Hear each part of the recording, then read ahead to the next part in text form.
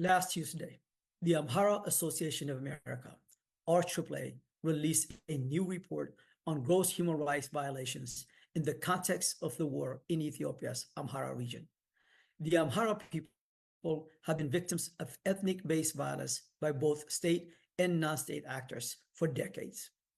However, this violence intensified when the Oromo Prosperity Party, led by Abiy Ahmed, came to power in 2000. In 2023, millions of people took to the streets to protest this violence. But instead of addressing the people's concerns, the Abiy regime declared war on the Amhara people.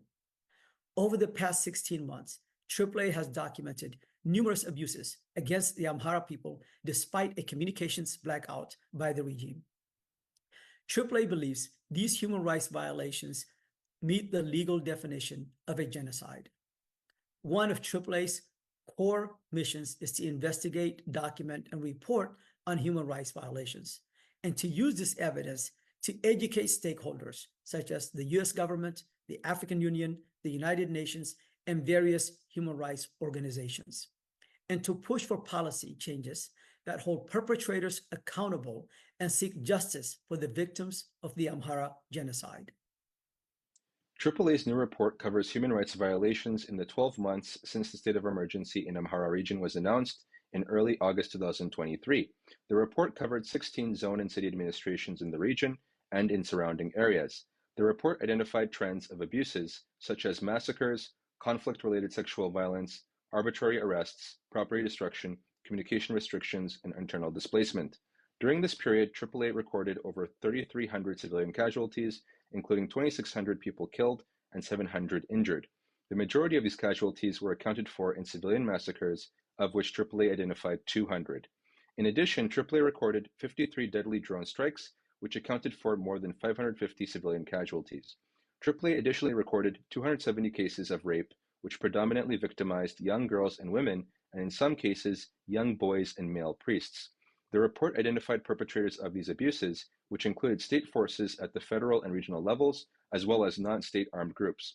These include the Ethiopian National Defense Force, or ENDF, Regional Riot Dispersal Forces, militias, and police, Oromia Region Special Forces, or OSF, the Oromo Liberation Army, or OLA, and the Tigray People's Liberation Front, or TPLF.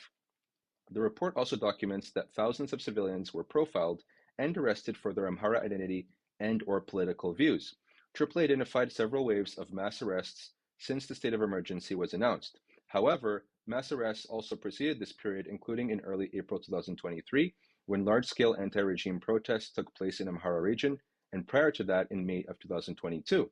Initial arrests targeted opposition figures, independent journalists, lawyers, medical doctors, students, human rights activists, and others.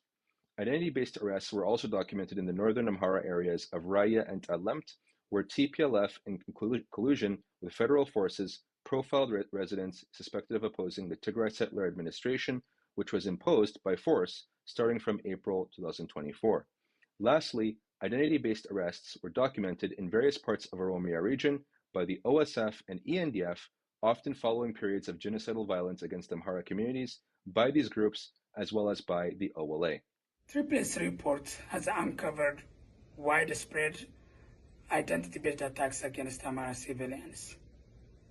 It also presents evidence that shows that the human rights violations happening in Amhara region amount to war crimes and crimes against humanity, which means that the Amhara genocide that was happening in Oromia region primarily has now been expanded into Amhara region, which is why we plead with international actors to raise alarm on the situation in Amhara region and do all they can to prevent more damage and casualty among civilians. We in particular urge the African Union to establish a fact-finding mission to Ethiopia and the United Nations Human Rights Council to establish an independent investigative commission to investigate these atrocities against Amhara people in Ethiopia. We also urge the United Nations agencies to step up their humanitarian aid and Western countries to increase their humanitarian aid assistance to Amhara people in Ethiopia. We also plea with other human rights organizations to conduct their own independent investigation to bring more evidence forward about these atrocities against Amhara civilians in Ethiopia.